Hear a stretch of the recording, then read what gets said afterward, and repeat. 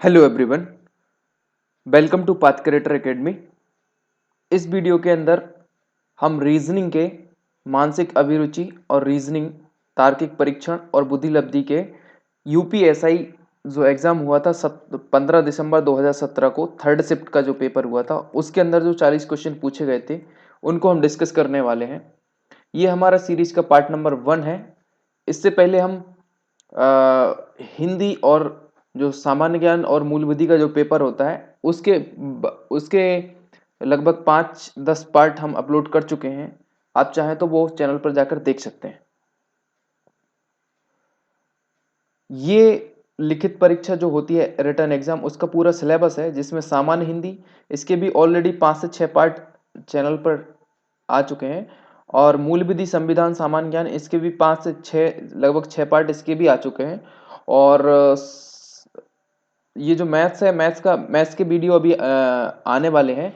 और मानसिक अभिरुचि और बुद्धिलब्धि परीक्षा जिसका आज ये पहला वीडियो इसका आज आ रहा है। ठीक है, नाउ क्वेश्चन नंबर फर्स्ट देख लेते हैं। प्रिंस को 356987 के रूप में लिखा गया है। उस भाषा में इसी भाषा में कोडित किया गया है प्रिंस को इस तरीके से। तो नाइस को कैसे लिखेंगे? तो देखिए इस भाषा में एन को कितना डिनोट कर रहा है 9, ठीक है, और आई को कितना डिनोट कर रहा है 6। तो 9 6 ये हो जाएगा 9 और ये हो जाएगा 6। 9 और 6 से शुरुआत जिसकी होगी वही हो जाए। ऑप्शन नंबर बी एक ही में, अगर 9 और 6 दो में होते तो हम और आगे भी देखते हैं। जैसे फिर भी देख लेते हैं सी को कितने से डिनोट हो रहा है 8 से, तो 9 6 8 और ई को कितने से डिनोट हो रहा है 7। 9 6 8 7 आपका आंसर हो जाएगा। ऑप्शन नंबर बी इसका करेक्ट है। नाउ नेक्स्ट क्वेश्चन देखिए, यह कथन पढ़ें और बताएं निम्न तर्कों में से कौन सा उससे सशक्त है। हाल ही में केंद्र सरकार, देखिए कथन और तर्क से भी 1 से 2 क्वेश्चन आते हैं इसमें, तो ये पहला क्वेश्चन है इसका, है ना। हाल ही में केंद्र सरकार ने निर्णय लेकर फिल्म सेंसर बोर्ड की भूमिका को विभिन्न श्रेणियों में फिल्मों को प्रमाणित करने तक सीमित कर दिया है। हाल ही में केंद्र सरकार ने निर्णय लेकर फिल्म सेंसर बोर्ड की भूमिका को विभिन्न श्रेणियों में फिल्मों को प्रमाणित करने तक सीमित कर दिया है। ये तो कथन है। अब तर्क देखिए, समाज की नैतिक संरचना की रक्षा करने का सरकार का एक दायित्व है। बिल्कुल सही बात है। इस कर्तव्य के निर्वहन का एक तरीका है फिल्म सेंसरशिप।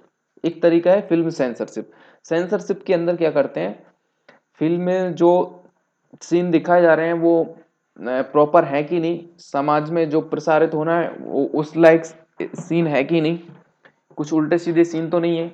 इस तरीके से सेंसरशिप का काम रहता है। अगर कुछ फिल्म में कुछ पार्ट गड़बड़ दिया है या किसी जाति समाज धर्म को ठेस पहुंचाने वाली बातें हैं तो उनको वो कट कर देते हैं। इस कदम के जरिए सरकार अपनी जिम्मेदारी से पीछे हट जाएगी। बिल्कुल सही बात है। देखिए ये काम जब सेंसरशिप को छोड़ दिया तो फिर सरकार की क्या जिम्मेदारी, फिर तो सेंसरशिप की जिम्मेदारी हो गई ना। तो ऑप्शन नंबर ए तर्क तो पहला तो मजबूत है। कई क्षेत्र में उन्नत अर्थव्यवस्थाओं के विशिष्ट समूहों में भारत शामिल हो रहा है। उन देशों की तरह इसे भी पुरातन प्रथाओं से छुटकारा पाना चाहिए। देखिए अर्थव्यवस्था के बारे में कुछ यहाँ पे बात हो रही है क्या?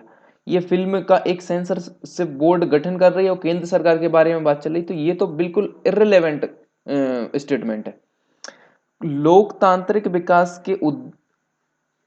के उद्देश्य में व्यक्तिगत स्वतंत्रता के लिए की गई कोशिश भी शामिल होनी चाहिए और यह साहसिक निर्णयों में एक जैसे देखिए लोकतांत्रिक विकास के बारे में कुछ बात हो रही है या फिर व्यक्तिगत स्वतंत्रता के बारे में बात हो रही है, क्या यहाँ पे पॉलिटिकल पार्टीज के बारे में बात हो रही है? तो ये एकदम गलत है। दोनों ये इर्रेलेवेंट है, मतलब ये कथन से इनका लेना देना कुछ है ही नहीं। तो पहला कथन मजबूत है और पहला कथन सशक्त है। ऑप्शन नंबर ए इसका करेक्ट आंसर हो जाएगा। नाउ नेक्स्ट क्वेश्चन पे देखते हैं। निम्न लिखित शब्दों को शब्दकोश में उनकी स्थिति के अनुसार क्रमवार लगाएं। मतलब जो डायरी में जिस तरीके से आपको, मतलब डिक्शनरी जो रहती है उसके अंदर जो वर्ड्स जिस तरीके से रखे रहते हैं उस तरीके से आपको लगाना है। देखिए तो अभी इसको लगाने का तरीका क्या है, सभी में पीपी आ रहा है तो पहले नंबर से तो हम डिसाइड नहीं कर सकते कि पहले कौन आया।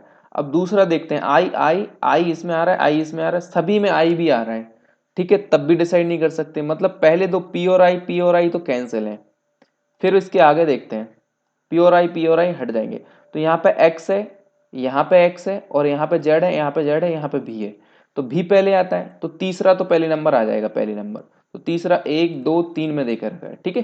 फिर आप आते हैं हम x पे, तो x यहाँ पर कॉमन है, लेकिन यहाँ पर i है और यहाँ पर e है, तो पहले i आता है कि पहले e आता है, पहले e आता है, तो 3 के बाद 4 हो जाएगा, फिर 2 हो जाएगा, 3 4 2, 3 4 2 किस में, ये c वाले में, तो 123 का ऑप्शन नंबर सी एकदम करेक्ट आंसर हो जाएगा, ठीक है। इस तरीके से जज करके आपको लगा लेनी।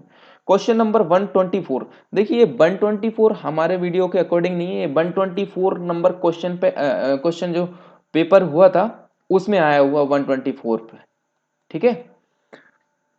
जो फाइनल एग्जाम हुआ था 2017 के अंदर, उस क्वेश्चन पेपर के अंदर 124वें नंबर पे ये क्वेश्चन आया हुआ था, ठीक है। तो सेम जिस तरीके से हमने ऊपर डिसाइड किया उसी तरीके से नीचे भी डिसाइड करना है कि कौन सा डिक्शनरी में क्रम पर आएगा। जैसे डीई से सारे बन रहे हैं, डीई एन, देखिए यहाँ पे 3 अक्षर कॉमन है, तो 3 तो वैसे ही कट जाएंगे, डीई एन, ठीक है, डीई एन। फिर एक चौथा अक्षर देखिए, इसमें एस है, इसमें ओ है, इसमें यू है, और इसमें यू है, और इसमें एन है, तो यू तो लास्ट में आता है ना, और ओ पहले आता है ना, ओ PQRSTMNO, पहले एन आएगा, 3 से शुरू हो रहा है मतलब, और 3 से एक ही वर्ड यहाँ पे दे के रखा है ये वाला, ठीक है, और MNO, इसके बाद ओ आता है, और फिर इसके बाद आता है आपका एस, मतलब 3 4 1, ऑप्शन नंबर सी इसका भी करेक्ट है, ठीक है। 124 का ऑप्शन नंबर, अच्छा 124 का ऑप्शन नंबर सी एकदम करेक्ट है। 3 4 ओ, एक बार और देखिए, डीई एन यहाँ पर है, डीई एन यहाँ पर है, डीई एन यहाँ पर है, और डीई एन यहाँ पर है, ठीक है। तो ओ इधर आ रहा है, टी इधर आ रहा है, एन नहीं आ रहा, टी आ रहा है एक्चुअली में, ठीक है। इसको 1 मिनट रेस कर देता हूँ मैं, हाँ, तो डीई एन इधर आ रहा है आपका, डीई एन इधर आ रहा है, और डीई एन इधर आ रहा है, और डीई एन इधर आ रहा है, और डीई एन इधर आ रहा है, ठीक है। अब देखिए एस ओ यू और यू और टी, तो यू और यू वाले तो ये तो लास्ट में आ जाएंगे, ठीक है, ये यू तो लास्ट में आ जाएंगे।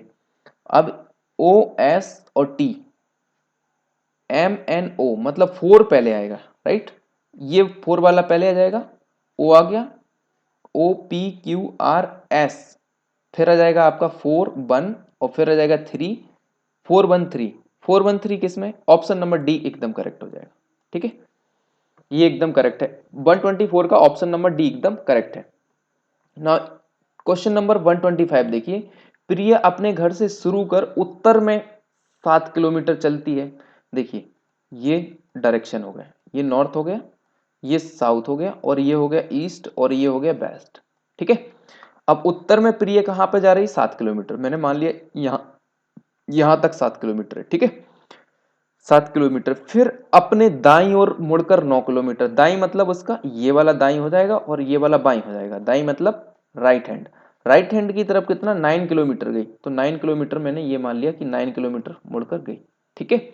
अंत में वह अपनी दाई ओर मुड़कर, तो अब इस डायरेक्शन में है उसका मुंह, तो उसके लिए दाई कौन सा होगा, दाई मतलब ये वाला दाई, अंत में दाई 7 किलोमीटर मुड़ी है, तो देखो 7 किलोमीटर में वापस यहीं पर आ जाएगी, 7 गई थी ना, यहां से यहां तक 7 किलोमीटर गई थी, 7 फिर जा रही है, तो मतलब वापस यहीं पे आ गई, ठीक है। 7 किलोमीटर चलती है, यहां तक आ गए। वह अपने घर से कितनी दूर और किस दिशा में है, तो देखिए ये उसका घर था, यहां से चलना शुरू किया था, तो 7 किलोमीटर दूर है, और ये कौन सी डायरेक्शन है, ईस्ट, ईस्ट डायरेक्शन में, 7 किलोमीटर पूर्व। क्वेश्चन नंबर 125 का एक करेक्ट आंसर हो जाएगा। ओ सॉरी, 7 तो यहाँ पे है, ये 9 9 किलोमीटर, सॉरी सॉरी सॉरी, इसमें देखिए दोबारा से, ये 7 किलोमीटर ऐसे जाती है, फिर 9 किलोमीटर इस तरीके से जाती है, और वापस से 7 किलोमीटर प्रिया यहाँ पर आती है, तो भाई अपने घर से किस डायरेक्शन में है, ये ईस्ट डायरेक्शन में है पहली बात, और कितने किलोमीटर है, 9, इधर 9 है, तो ये भी 9 किलोमीटर, 9 किलोमीटर ईस्ट, तो 9 किलोमीटर पूर्व, ऑप्शन नंबर डी एकदम करेक्ट आंसर हो जाएगा।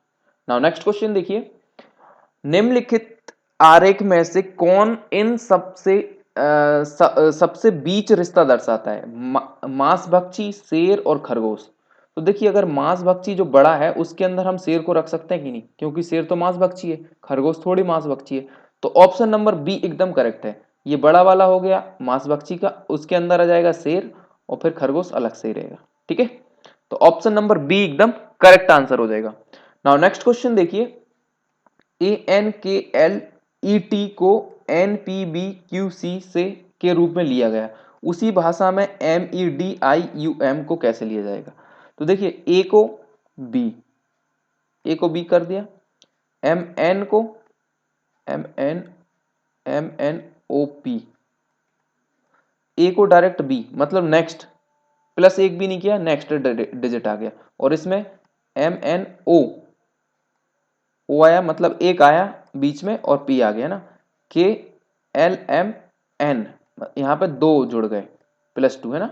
तो इसी तरीके से हम इसको देख सकते हैं कि नहीं? लेकिन चलो ठीक है, इसको देखते हैं। एम के बाद आ जाएगा तीसरे नंबर पे एम के बाद एन आ जाएगा तीसरे नंबर पे, तो एन तो इसमें भी है और इसमें भी है, हालांकि ये दो तो रिजेक्ट ही हो गए। ठीक है, और लेकिन इनमें आगे के तीन तो एकदम सेम है, आगे के तीन तो मतलब लास्ट के तीन देख लेते हैं, है ना। जे के जैसे एल है, एल का क्या हो जाएगा? LMN, इस एल को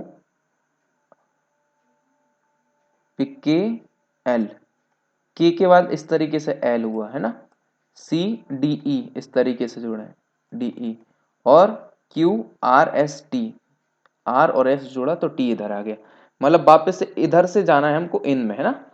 तो सबसे पहले के देखा था हमने, के JKL है ना, तो एच से डायरेक्ट आई हो जाएगा, तो ऑप्शन नंबर एकदम डी एकदम करेक्ट हो जाएगा। ठीक है, एच से आई हो जाएगा और एस से RSTU दूसरे पे ये जाएगा, और JKLM, तीन KLM, +3 +2 इसमें जोड़ा और +1 इसमें जोड़ा, और ये एकदम नेक्स्ट ही हो गया। ठीक है, तो ऑप्शन नंबर डी इसका एकदम करेक्ट आंसर है।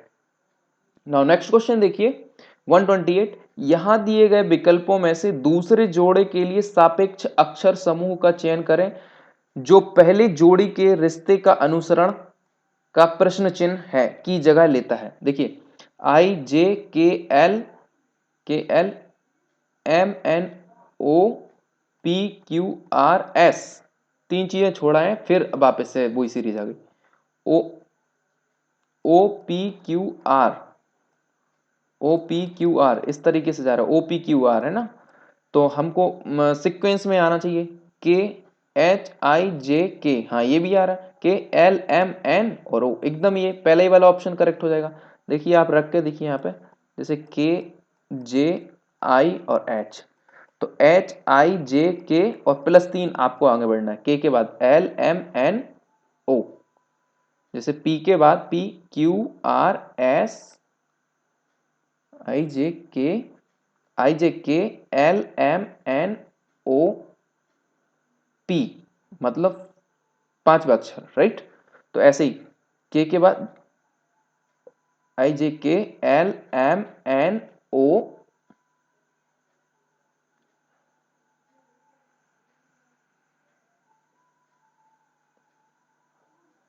HIJK ML, देखिए ये तो एकदम गलत हो जाएगा, और ये IJKT एकदम गलत है, PRST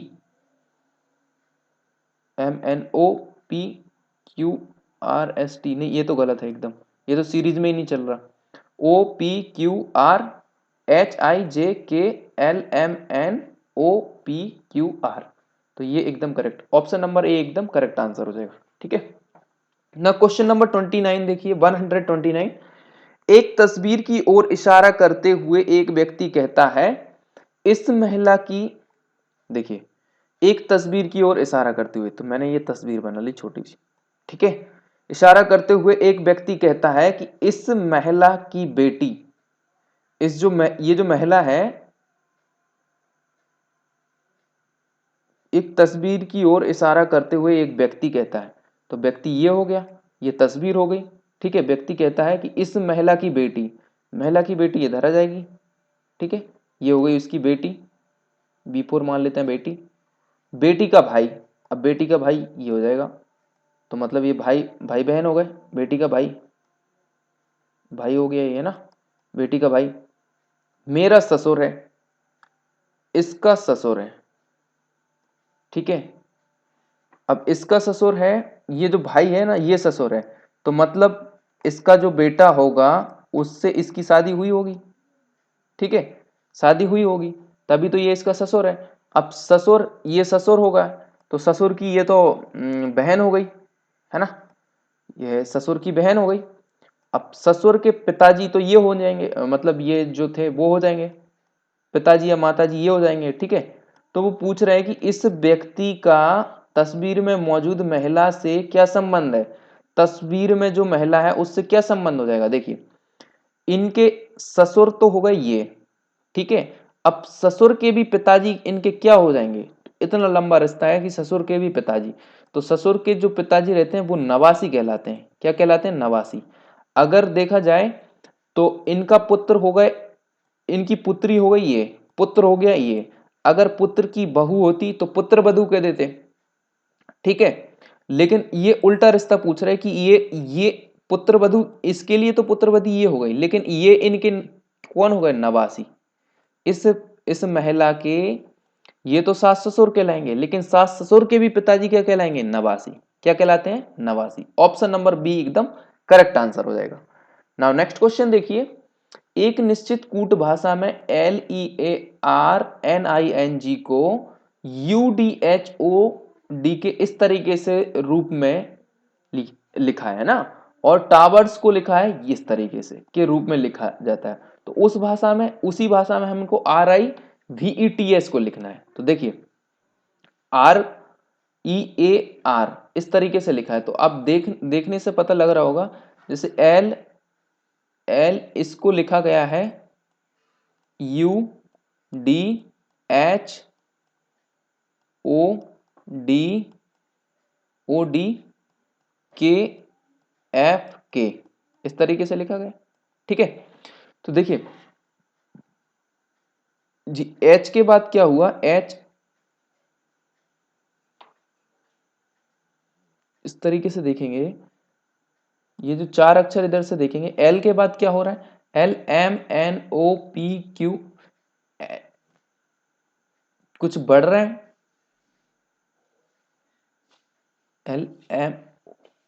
LMNO +3 किया तो O आ गया, आ रहा है कि नहीं, देखिए LMNO आ गया कि नहीं, EFGH +3 किया तो H आ गया, A से BCD +3 किया तो D आ गया, RSTU +3 किया तो U आ गया। देख रहे हैं आप किस तरीके से बढ़ा। अब है, अब ये जब बचे हैं चार, इनका रिलेशनशिप देखना है, उसी तरीके से फिर सभी का हो जाएगा। देखिए GHIJ चार, इसमें +4 जोड़ा तो K बन गया, MNOPQREFGHIBCD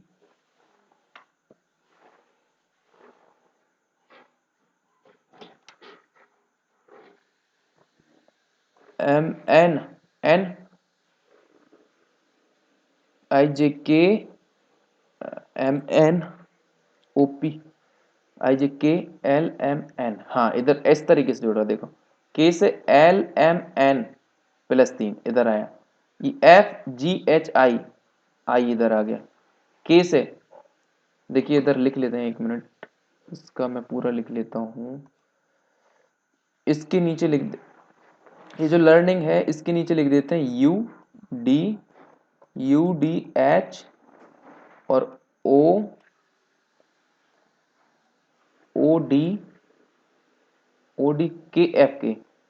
KF और K इस तरीके से। ठीक है, तो अभी क्या किया था, LMNO +3 किया तो ये आ गया, क्या किया, +3, प्लस तीसरा है ना ये EFGH, प्लस तीसरा ये है, प्लस तीसरा ये है, प्लस तीसरा ये है, ठीक है। इस तरीके से देखिए आप DEFG, ABCDEFG, KLMN,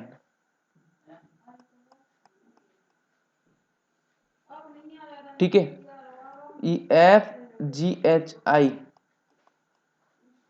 KLMN, ठीक है। इस तरीके से बना है। तो यहां पे देखिए, यहां पे भी कुछ इस तरीके से ही बनाना है। 3 3 है, वहां पे 4 नहीं है, 3 ही है ना। तो सबसे पहले इन 3 को देख लो। R का क्या हो जाएगा,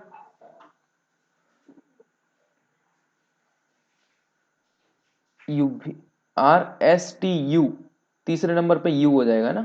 तो ये दो तो वैसे ही इनमें तो है ही नहीं U, ठीक है। UL/, तो पहले 3 तो एकदम करेक्ट है, ठीक है। अब हमें लास्ट का देखना है। तो K का क्या हो रहा था, K का इस तरीके से जुड़ रहा था चौथे नंबर पे, KLMN तीसरे नंबर है ना। तो इस तरीके से हमको Q से जाना है, QBCDE, देखो B से CDE ये जा रहा है, और Q से RST ये जा रहा है बिल्कुल, और P से PQRS जा रहा है। ऑप्शन नंबर बी एकदम करेक्ट हो जाएगा, ऑप्शन नंबर बी एकदम करेक्ट है। इस तरीके से मिला के देखना है, ठीक है। नाउ नेक्स्ट क्वेश्चन देखिए 131, निम्नलिखित आरेख में से कौन सा, देखिए अभी इसमें थोड़ा सा टाइम लगा। इसी तरीके से मतलब रीजनिंग का जो लेवल है ना, एकदम नॉर्मल से थोड़ा सा मॉडरेट लेवल है। इस तरीके से मतलब रीजनिंग में होता क्या है, वही माइनस प्लस, -2 माइनस प्लस, या फिर कभी कभी मल्टीप्लाई होता है। इस तरीके से आगे पीछे ये सीरीज कंप्लीट होती है। अब निम्नलिखित आरेख में से कौन इन इन सबसे बीच रिश्ता दर्शाता है, आयरलैंड, डबलिन और यूनान। तो देखिए आयरलैंड की कैपिटल है डबलिन, ठीक है, और यूनान एक अलग ही कंट्री है। तो ऑप्शन नंबर ए एकदम करेक्ट आंसर हो जाएगा, ठीक है। तो आयरलैंड के अंदर ये हो गया आपका, ये हो गया अपना आयरलैंड, और ये हो गया आपका डबलिन, और ये हो गया आपका यूनान, ठीक है। ऑप्शन नंबर ए इसका करेक्ट आंसर हो जाएगा। नाउ नेक्स्ट क्वेश्चन देखिए, सिवाय एक के निम्नलिखित 5 शब्दों में से एक ही समूह है, उस अलग शब्दों को पहचाने जो समूह का नहीं है। वायलिन, गिटार, बेंजो, बांसुरी और बाइला। तो देखो वायलिन में वायर रहता है, बेंजो में भी वायर रहता है, गिटार में भी वायर रहता है, बट बांसुरी में वायर नहीं रहता। आपको सिर्फ हवा मतलब फूंक से अपने मुंह से इसको बजाना पड़ती है। ऑप्शन नंबर सी एकदम करेक्ट आंसर हो जाएगा। नाउ नेक्स्ट क्वेश्चन देखिए, निम्नलिखित क्वेश्चन नंबर 133 क्या कहता है, निम्नलिखित विकल्पों में से विषम अक्षर जोड़े ज्ञात करें। विषम है जो मतलब सब को, इन चारों में से कोई 3 है ना रूल को फॉलो कर रहे हैं, बट एक अलग है। ई के बाद EFG मतलब F आया बीच में, बी के बाद C बीच में आया, D आ गया, Q के बाद R, ये तो डायरेक्ट ही आ गया R, K के बाद L आया बीच में। तो 1 2 और 3 तो फॉलो कर रहे हैं, बट ये फॉलो नहीं कर रहा है, इसलिए ऑप्शन नंबर विषम पूछा है उन्होंने, तो विषम ये हो जाएगा QR, ठीक है। ऑप्शन नंबर सी एकदम करेक्ट आंसर है। नाउ क्वेश्चन नंबर ये देखिए 134 से 136 तक आएगा, और निम्नलिखित जानकारी को ध्यान से अध्ययन करें और दिए गए सवाल का जवाब दें। तो इस तरीके के क्वेश्चन में देखिए क्या होता है कि एक इनपुट दिया रहता है, और उनके कुछ चरण, इनपुट आउटपुट का ये क्वेश्चन रहता है, उनके कुछ चरण दिए रहते हैं।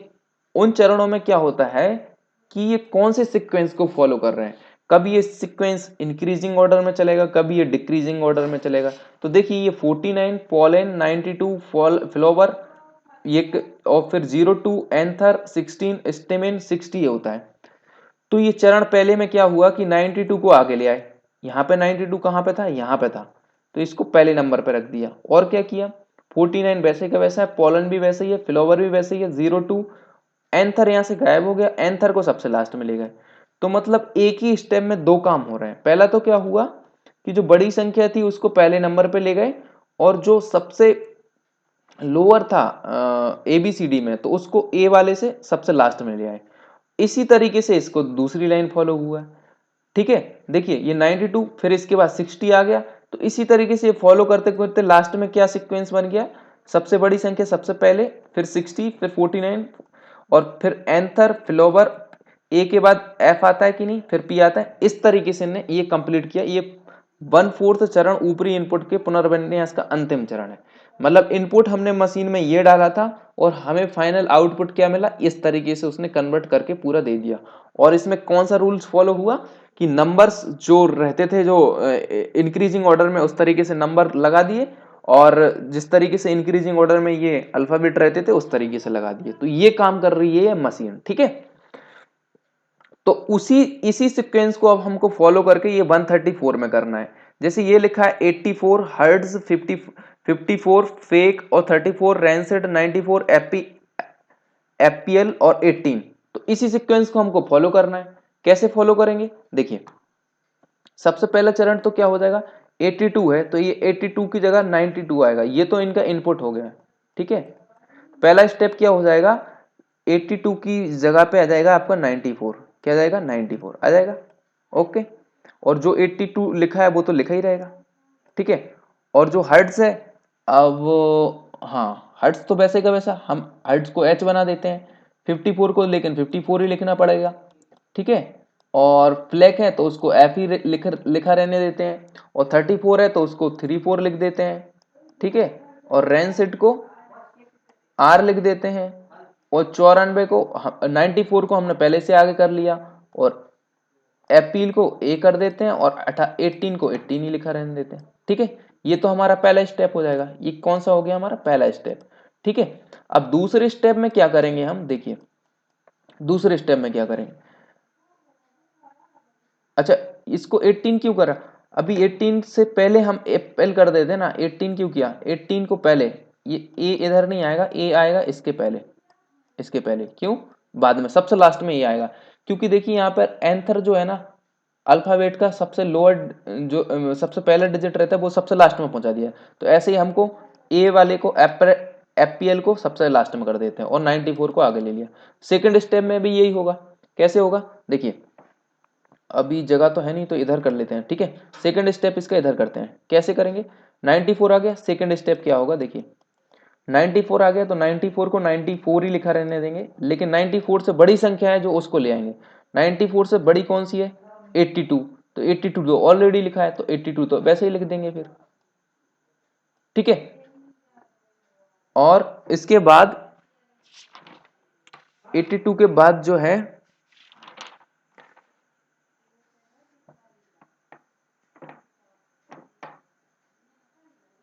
सबसे बड़ी संख्या इनमें से 82, 92, 82, फिर कौन सी है 54। तो हम 54 को पास में ले आएंगे, किसको, 54 को, 54 को हम पास में ले आए। 94, 82 और 54 हो गया, ठीक है। नाउ 54 को ले आए हम, और हर्ट्ज को हम वैसे ही लिखे रहने देंगे एच। 54 को हम वैसे 54 तो उधर चला गया, तो फिर इसके बाद एफ बचा, एफ को हम वैसे ही लिखा रहने देते। फिर इसके बाद फिर 34 है, 34 को वैसे का वैसा लिख देते हैं। फिर इसके बाद 34 के बाद क्या था,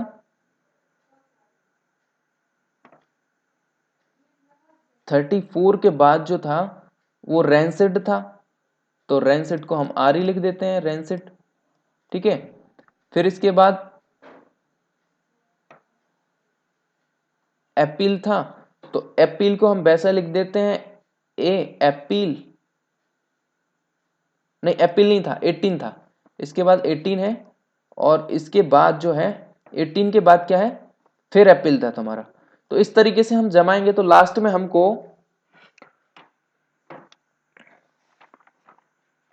इस तरीके से जमाएंगे तो देखिए क्वेश्चन क्या पूछा है कि अंतिम चरण तक पहुंचने के लिए कितने चरणों की जरूरत होगी, ये दूसरा हो गया। तीसरे में फिर जमाएंगे हम, फिर सीक्वेंस से रखेंगे 94, 82, 54, और फिर भी इसके बाद जो संख्या है जैसे 34 है, 18 है, इन सबको भी ले आएंगे आगे, ठीक है। और एक बार में एक ही संख्या और एक ही अल्फाबेट इधर ले जाएंगे, ठीक है।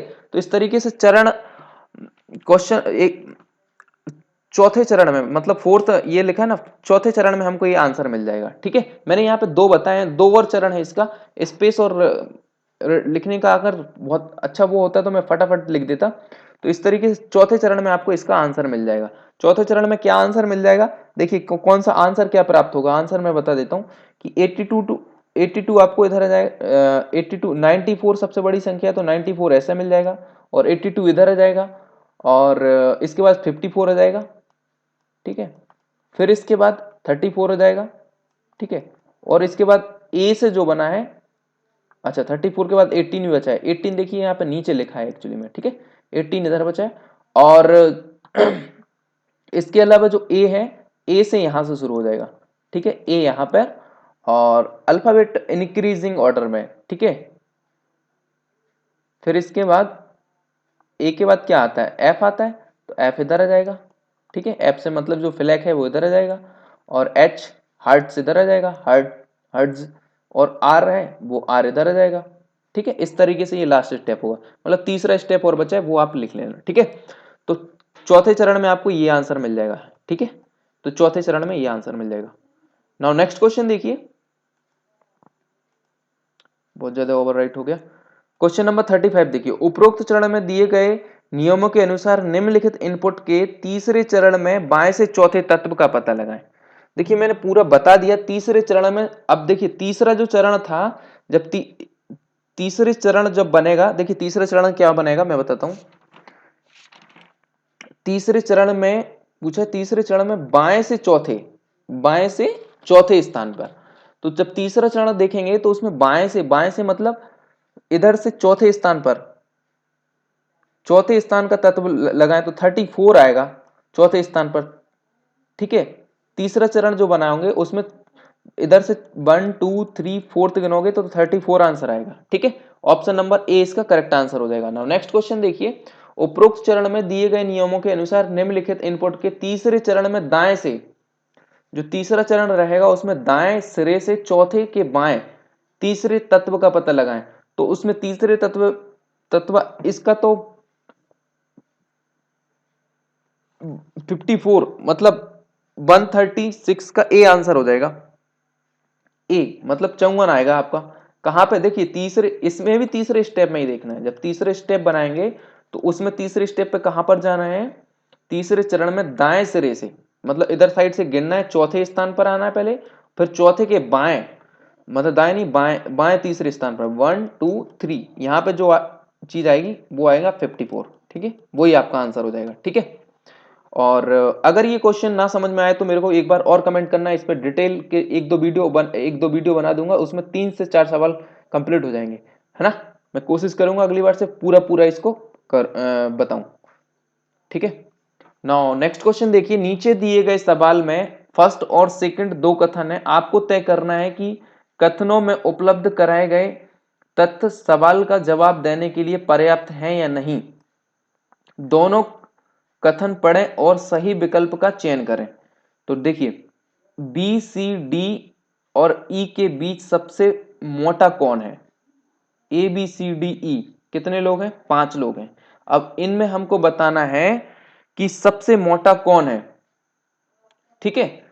तो बी, ए बी से मोटा है, ए जो है वो बी से तो मोटा है, ठीक है, पर सी से पतला है, लेकिन सी से पतला है तो सी तो मोटा हो गया, सी से, लेकिन सी सबसे पतला नहीं है, सी सबसे पतला नहीं है मतलब इधर नहीं आएगा, ठीक है। ये तो होगा पहला स्टेटमेंट। अब दूसरा स्टेटमेंट देखिए, दूसरा स्टेटमेंट क्या कहता है, ए केवल बी से मोटा है, ए जो है केवल और केवल बी से मोटा है कि नहीं, यहां पे ए जो है वो बी से मोटा है, वो तो पहले स्टेटमेंट में हो गया था, है ना। ए तो मोटा, सी ई से मोटा है, सी जो है वो ई से मोटा है, सी जो है वो ई से मोटा है, मतलब ई आपका इधर आ जाएगा, सॉरी बी नहीं ई, सी ई से मोटा है, सी सबसे मोटा नहीं है, सी जो है वो लेकिन सबसे मोटा नहीं है। तो देखिए यहाँ पे डी की बात तो हुई ही नहीं, सी ई इधर आ जाएगा पक्का, है ना। तो सी इधर आ गया तो ई तो पक्का इधर पीछे आना है कहीं पे, है ना। और सी सबसे पतला तो है नहीं है, इन्होंने सबसे मोटा पूछा है, सबसे मोटा कौन है, तो सी सबसे पतला तो है नहीं है, ठीक है। तो सबसे मोटा कौन हो जाएगा फिर,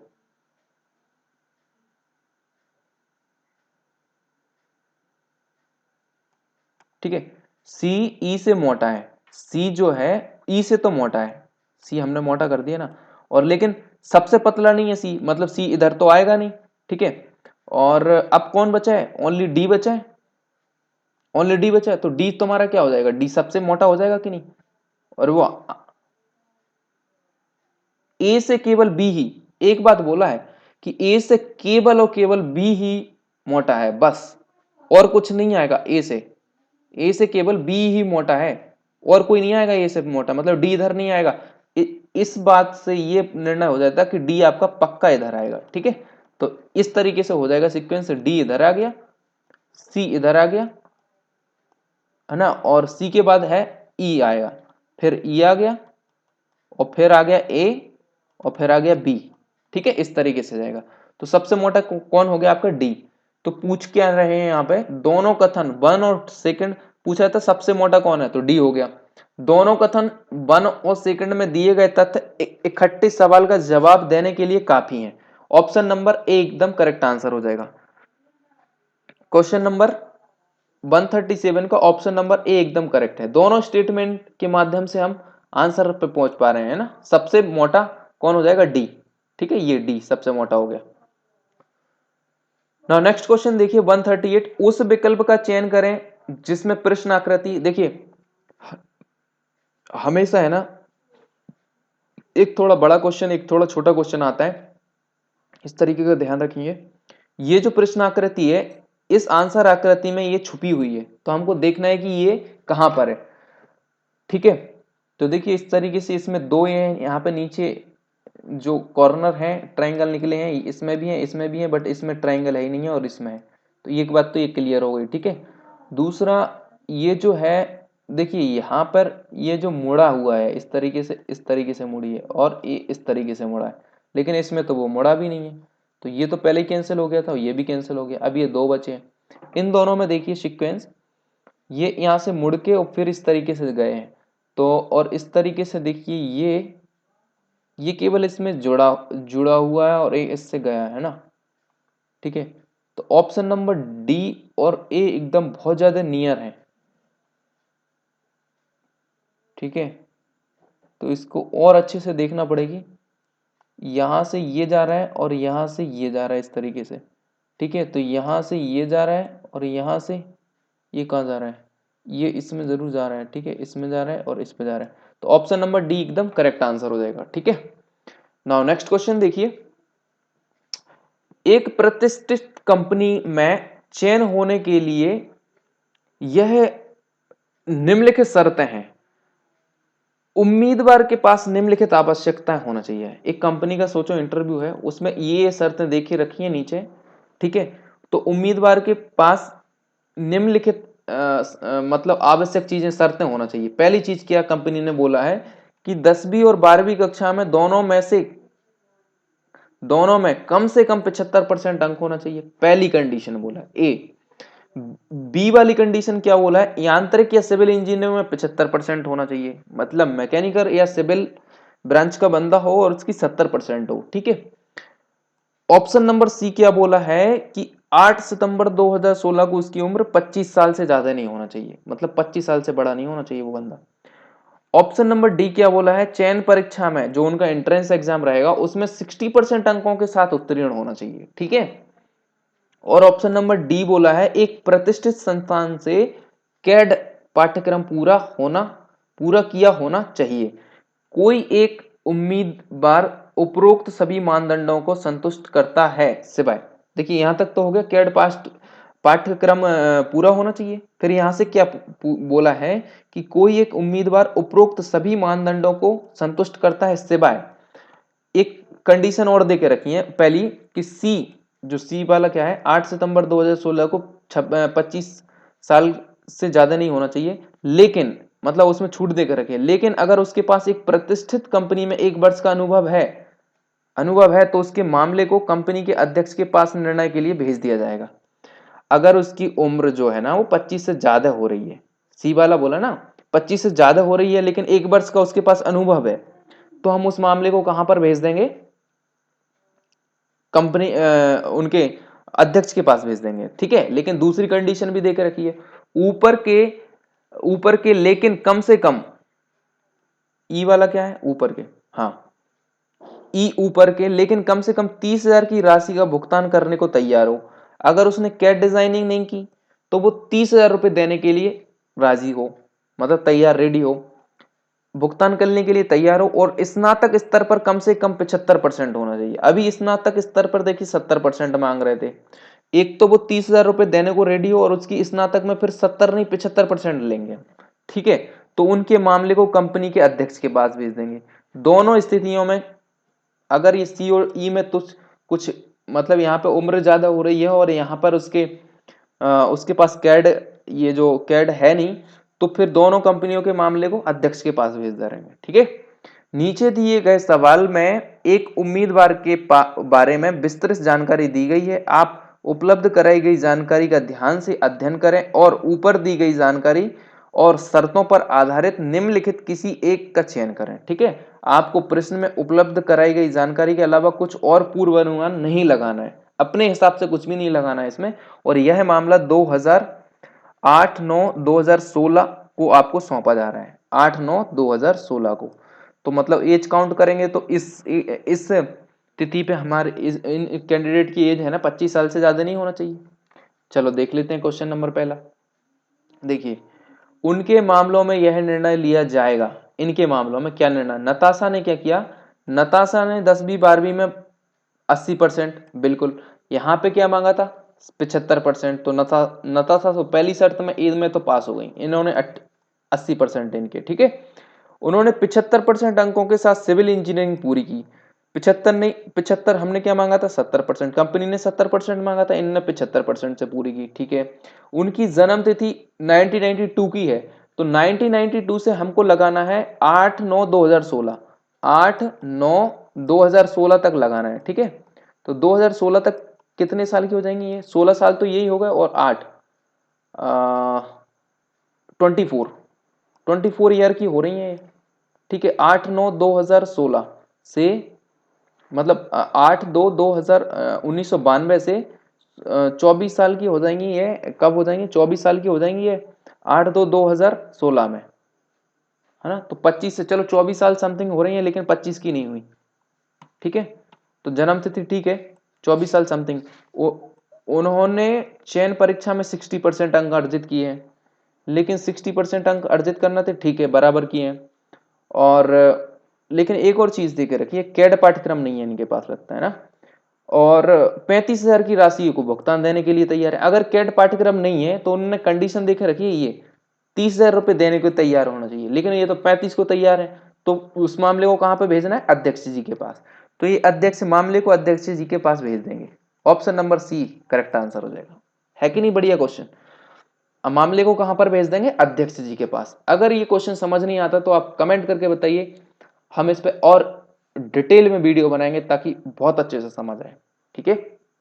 नाउ नेक्स्ट क्वेश्चन देखिए, उनके मामले में यह निर्णय लिया जाना चाहिए। अब आदेश की चयन परीक्षा में 65% अंक हासिल किए, चयन परीक्षा में कितने हैं इनके 65%। चयन परीक्षा देखिए ये थी, इसमें चयन परीक्षा में 60% चाहिए थे, आदेश के हैं 65%, ठीक है। और मैकेनिकल इंजीनियर में 75%, तो डिग्री में कितने चाहिए थे, डिग्री में चाहिए थे 70%, इनके 75% है, बढ़िया बात है।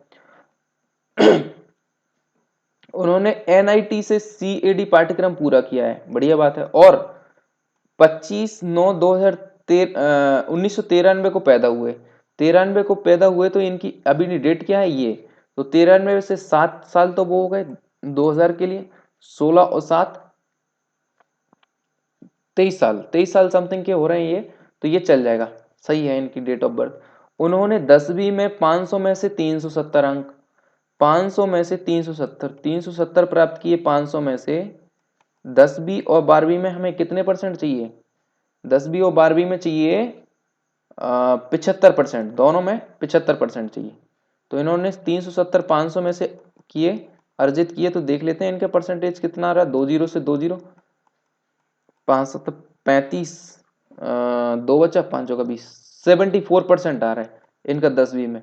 तो ये तो यहाँ पे फेल हो जाएंगे, और इसके बारे में कोई कंडीशन नहीं है, इसमें रिलैक्सेशन भी नहीं है कि मामला कहीं भेज दिए, तो ये सिलेक्ट नहीं होंगे, या तो उम्मीदवार का चयन नहीं होगा या दी गई हाँ, तो यहाँ पे उम्मीदवार का चयन ही नहीं होना है, ऑप्शन नंबर डी एकदम करेक्ट आंसर हो जाएगा। ठीक है, नाउ नेक्स्ट क्वेश्चन देखिए, उनके मामलों में यह निर्णय लिया जाना चाहिए। स्टेला ने क्या किया, 2011 को स्नातक पूरा किया है। हाँ ठीक है, 2011 को स्नातक पूरा कर लिया। उन्होंने 10वीं कक्षा में 80 और 12वीं कक्षा में 75, बिल्कुल बढ़िया किया। उन्होंने सिविल इंजीनियरिंग में 85% अंकों के साथ स्नातक पूरा किया। ठीक है, और उन्होंने चयन परीक्षा में 65% अंक हासिल किए, एंट्रेंस एग्जाम में 65% और इंजीनियरिंग में इतना, और 10th और 12th में इतना हुआ। उन्होंने सीएडी पाठ्यक्रम पूरा किया हुआ है, सीएडी भी पूरा किया। उनकी स्नातक स्तर की पढ़ाई पूरा होने के समय वह 21 वर्ष की थी, मतलब 2011 में ये 21 वर्ष की थी। ठीक है, और हमको मामला मिला है 8/9/2016 का, 8/9/2016 में। कब, 8/9/2016 में मामला, इधर से काउंट करना है। तो यहाँ पे ये 21 साल की थी। ठीक है, तो 21 से 12 में ये 22 की हो गई होंगी, 12, 13, 14, 15 और 16, तो 15 और 16, यहाँ पे 22 की, यहाँ पे 23, यहाँ पे 24 और यहाँ पे 25 खत्म, और यहाँ पे तो और ज्यादा की होंगी, 25 साल समथिंग की होंगी। तो 25 साल का पूछा है, तो ये तो डिसलेक्ट हो जाएंगी, मतलब सिलेक्ट ही नहीं होंगी। तो मामले को अध्यक्ष के पास एज रिलैक्सेशन में कुछ था क्या, एज रिलैक्सेशन में ये था मेरे ख्याल से ऑप्शन नंबर सी, अगर 1 साल का अनुभव है इनके पास तो फिर भेज सकते हैं। ठीक है, लेकिन इनके पास अनुभव भी तो नहीं है, उन्होंने कहीं पे अनुभव भी नहीं है, तो फिर ये सीधे की सीधे इनका सिलेक्शन ही नहीं होगा, या तो उम्मीदवार का चयन नहीं होगा या दी गई जानकारी अपर्याप्त है। तो ऑप्शन नंबर ए करेक्ट हो जाएगा। अगर इनके पास अनुभव होता तो हम क्या कर सकते थे, फिर अनुभव होता तो फिर मामले को हम अध्यक्ष जी के पास भेज देते, क्योंकि यहाँ पे देखिए अनुभव वाले को थोड़ा सा फिर मामले को ये बोला है कि अगर 25 साल से ज़्यादा नहीं होना चाहिए, 25 साल से ज़्यादा होती है, 1 वर्ष का अनुभव होता है ना, तो फिर उसके मामले को कहाँ पे भेजेंगे हम, अध्यक्ष जी के पास भेजेंगे। लेकिन इनके पास अनुभव नहीं है, इसलिए इनके मामले को हम अध्यक्ष जी के पास नहीं, इनको अनसेलेक्ट कर देंगे। ठीक है, नौ क्वेश्चन नंबर 142 देखिए, एक लड़का एक लड़की का अपने अंकल की माँ, एक लड़का एक लड़की को, एक बॉयज है ये गर्ल है। ठीक है, एक लड़की का अपने अंकल, ये जो बॉयज है इनके अंकल मतलब इनके पिताजी होंगे, बॉयज के फादर होंगे। इधर बनाते हैं, देखिए इसको और बढ़िया से देखते हैं, ये बॉयज है और ये गर्ल्स है। ठीक है, अब बॉयज के फादर भी होंगे। देखो क्वेश्चन क्या बोला, एक लड़का एक लड़की का अपने अंकल, अंकल कौन होते हैं, चाचा जी, तो ये फादर है, फादर के भाई चाचा जी हो जाएंगे, अंकल हो जाएंगे, ये अंकल मान लेते हैं। अंकल की माँ, अब अंकल की माँ है तो ये पिताजी की भी माँ हो गई, तो इसकी तो दादी हो गई ना ये। ठीक है, अंकल की माँ, माँ हो गई ये। ठीक है, अंकल जी की माँ हो गई। अंकल की माँ के बेटे, माँ के बेटे ये अंकल जी हो गए, बेटे के बेटी के रूप में परिचित करवाता है, बेटे के बेटी, ये जो बेटे हैं इनकी बेटी के रूप में परिचित करवाता है। तो लड़की का उस लड़के से, तो ये तो भाई बहन हो गए ना, है ना, मतलब भाई बहन हो जाएंगे, बट ये सगे नहीं होंगे क्योंकि ये इनके पिताजी हैं और ये इनके, तो चचेरी ममोरी फुफोए फुफेरी जो लिखा है ना, ये हो जाएगा ऑप्शन नंबर सी एकदम करेक्ट आंसर हो जाएगा। नाउ नेक्स्ट क्वेश्चन देखिए, निम्नलिखित प्रश्न के दो कथन हैं, ठीक है, जिनके बाद दो निष्कर्ष हैं। कथन और निष्कर्ष से एक दो क्वेश्चन आते हैं, पढ़ें और तय करें कि कौन सा से निष्कर्ष तार्किक तौर पर कथन का अनुसरण करता है। देखिए, सभी आकाश बादल हैं, जितने भी आकाश हैं ये हो गए आकाश, जितने भी आकाश हैं वो बादल हैं, बी से हो गया बादल। ठीक है, और सभी बादल बारिश हैं, जितने भी बादल हैं वो क्या है, बारिश, जितने सभी बादल क्या है, बारिश, तो बारिश को भी से कर देते हैं बारिश, BARISH। ठीक है, अब निष्कर्ष देखिए, पहला, कुछ आकाश बादल हैं, ये जो कुछ हैं आकाश वो बादल हैं, बिल्कुल है, कुछ भी है, और अगर बोलता है कि जितने भी आकाश हैं पूरे बादल हैं तब भी सही था और ये भी सही है, कुछ आकाश बादल हैं एकदम करेक्ट। सभी बादल आकाश हैं, जितने भी बादल हैं वो आकाश है, नहीं, वो तो गलत है, क्योंकि देखिए जितने भी आकाश हैं वो तो बादल हो सकते हैं क्योंकि बादल जो है ना आकाश के अंदर है, लेकिन ये कथन तो गलत हो जाएगा कि जितने भी बादल है वो आकाश है, क्योंकि बादल का तो एरिया बहुत बड़ा है, वो आकाश के अंदर थोड़ी आ सकता है, और आकाश बहुत छोटा है। आकाश आकाश बादल के अंदर आ सकता है, ये जो आकाश है वो बादल के अंदर आ रहा है, ठीक है, लेकिन ये बादल जो है ना आकाश के अंदर नहीं आ पाएगा, तो ये तो एकदम गलत हो जाएगा। तो ऑप्शन नंबर 1 प्रबल हो गया, अनुसरण करता है, अनुसरण का दिया है तो अनुसरण, केवल निष्कर्ष 1 निकलता है। क्वेश्चन नंबर 143 का सी करेक्ट आंसर हो जाएगा। नाउ नेक्स्ट क्वेश्चन देखिए, निम्नलिखित विकल्पों में से विषम क्या है? विषम देखिए, कनाडा जो है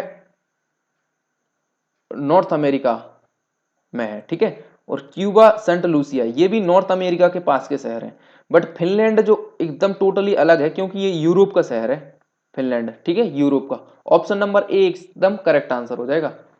क्वेश्चन नंबर 143 देखिए, एक लड़के की ओर इशारा करते हुए नवीन कहता है, एक लड़के की ओर इशारा करते हुए नवीन कहता है, ये हो गया आपका नवीन भाई, ठीक है, और ये हो गया आपका एक बॉयज, लड़के की तरफ इशारा करते हुए, मतलब इस तरीके से बोल रहा इशारा करके, है ना, किसको बोल रहा है?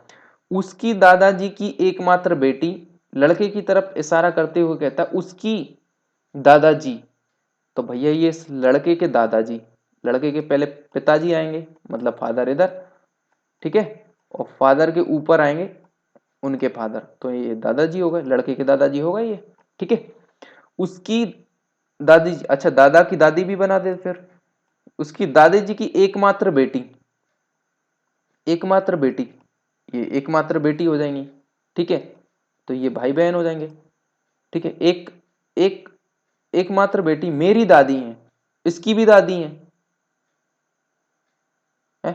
मेरी मेरी दादी की बेटी है, उसकी दादी जी की एकमात्र बेटी, एकमात्र बेटी ये हो गया, ठीक है, एकमात्र बेटी मेरी दादी है,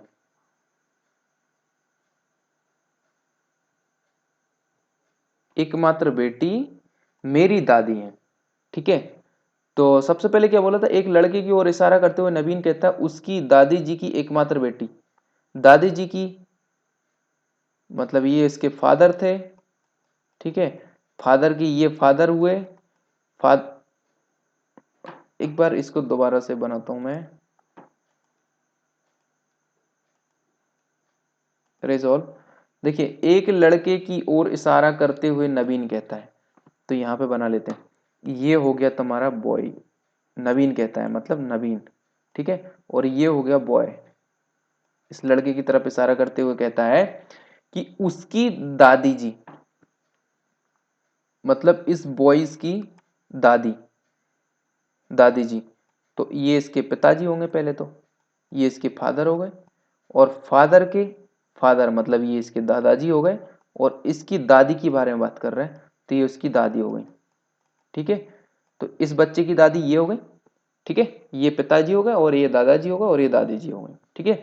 उसकी दादी जी की एकमात्र बेटी, एकमात्र बेटी, तो बेटी दादी जी की बेटी ये हो जाएंगी, ठीक है, दादी की बेटी हो गई ये, ठीक है, एकमात्र बेटी मेरी दादी की बेटी है, मेरी दादी की बेटी है, अब वो कह रहा मेरी दादी की बेटी है, तो मतलब ये भी लगभग नवीन का ये इसका भाई रहेगा, तभी तो बोलेगा मेरी दादी की बेटी है, क्योंकि इसकी भी दादी है और इसकी भी दादी है की बेटी है, तो उस लड़के का नवीन से क्या रिश्ता है, भाई है इसका, नवीन का क्या है, भाई, एकदम ऑप्शन नंबर डी एकदम करेक्ट आंसर हो जाएगा, ठीक है। नाउ नेक्स्ट क्वेश्चन देखिए, सिवाय एक के निम्नलिखित 4 शब्दों में से सभी एक ही समूह से हैं। देखिए, अगर ये क्वेश्चन समझ में नहीं आया ब्लड रिलेशन का, तो मेरे को बताइए, और डिटेल में वीडियो बनाएंगे, ये तो बहुत क्वेश्चन ज़्यादा नहीं था, और भी इसके बहुत सारे वेरियस टाइप रहते हैं, उनके बारे में वीडियो बनाएंगे। आप कमेंट में करके लिख के बता दिए कि आपको ये वीडियो मतलब ये क्वेश्चन समझ आया कि नहीं।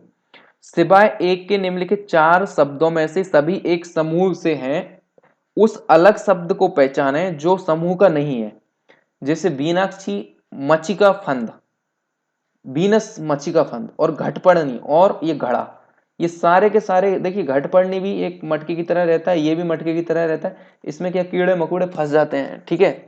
लेकिन सूर्यमुखी एकदम अलग है, सूर्यमुखी एक फूल है, इसमें कोई कीड़े मकोड़े नहीं फंसते, इन सब में कीड़े मकोड़े फंस जाते हैं, ठीक है।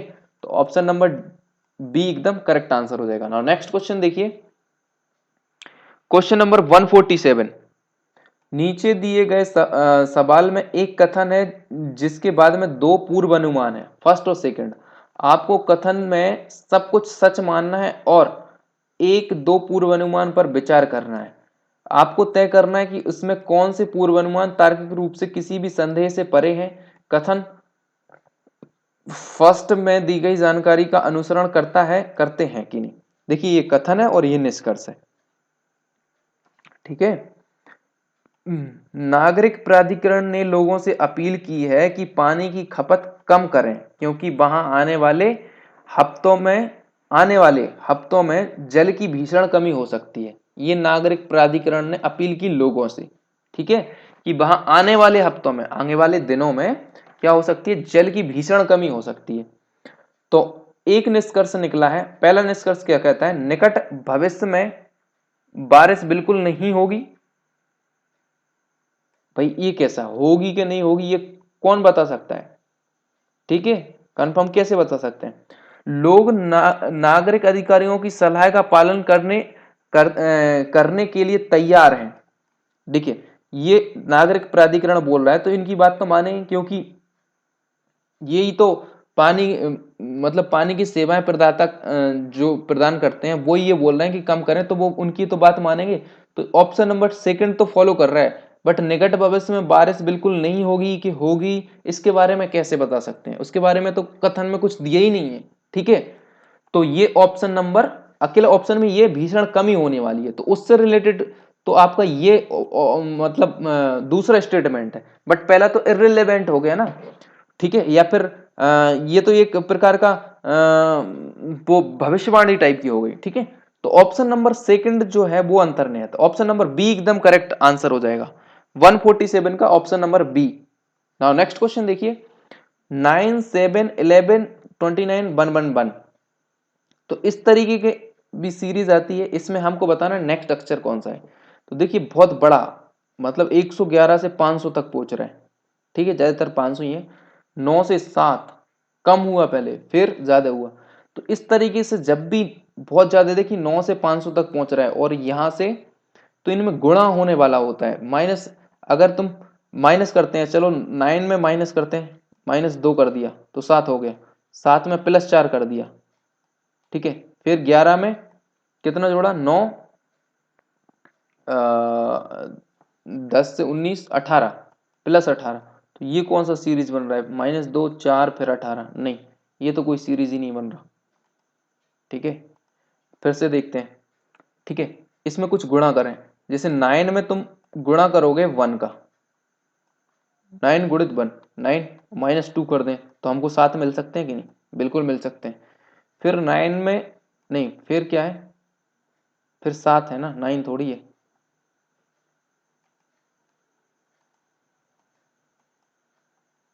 फिर इसके बाद 7 है, 7 में क्या करो, अभी 1 का किया था, 2 का करो तो कितना हो जाएगा 14, 14 में 2 3 माइनस करो तो आपको 11 मिल रहा है कि नहीं, देखिए मिल गया, ठीक है। 9 के बाद 7 था, फिर 11 है, 11 में 3 का गुणा करो, अभी 2 3, अभी 4 करो, 33, 33 में 4 गया तो 29, 29 आपको मिल गया, बिल्कुल मिल गया। तो इसी तरीके से 29 जो है उसमें आप कितने का करोगे, 1 2 3 4 का करोगे और माइनस का 1 2 3 5 करोगे तो आपको मिल जाएगा 111, मिल गया। अब 111 का आप 5 से करोगे और उसमें 5 की जगह 6 माइनस करोगे, मतलब 555 हो जाएगा, 555 हो गया। अब इसमें 6 माइनस कर दीजिए आप, तो 6 माइनस करेंगे 549 हो जाएगा, 549 ऑप्शन नंबर बी में दिया है। इस तरीके से ये क्वेश्चन सॉल्व होगा, ठीक है। नाउ नेक्स्ट क्वेश्चन देखिए 149। मोहन पूर्व की ओर 5 मीटर चलता है, ये पूरे डायरेक्शन हो गए, नॉर्थ साउथ ईस्ट वेस्ट। पूर्व की ओर 5 मीटर, ये पूर्व है direction, north south east west, 5 metre चला, ये हो गया 5 मीटर, सपोज इतना 5 मीटर हो गया इधर तक, ठीक है, 5 मीटर चला। फिर अपनी दाई ओर मुड़ जाता है, दाई ओर कहाँ होगा उसका, देखिए इस डायरेक्शन में जा रहा है तो दाई ओर क्या होगा, ये दाई होगा ये बाई होगा, दाई ओर मुड़ जाता है और 4 मीटर चल जाता है। अभी 5 चला था, अभी 4 मीटर चल गया, ठीक है, ये 4 हो गया। और इसके बाद फिर अपनी दाईं ओर मुड़ जाता है। अब डायरेक्शन देखिए, उसकी मुंह इस तरफ है तो दाईं ओर क्या होगा, एकदम उल्टा होगा। ठीक है, दाईं ओर उसका ये होगा कि नहीं, दाईं ओर। ठीक है, फिर अपनी दाईं ओर मुड़ता है और 5 मीटर चलता है। तो 5 मीटर चलता है, देखिए पहले ये 5 चला, फिर ये 4 चला, फिर ये 5 चल गया। ठीक है, इधर आ गया। अब वह बाईं ओर मुड़ता है और 20 मीटर चलता है। अब इस डायरेक्शन में है तो ये तो हो गया उसका दाएं और ये होगा बाएं, और यहां से कितना 20 मीटर चला, 20 ये चल गया, सपोज करो ये 20 चल गया।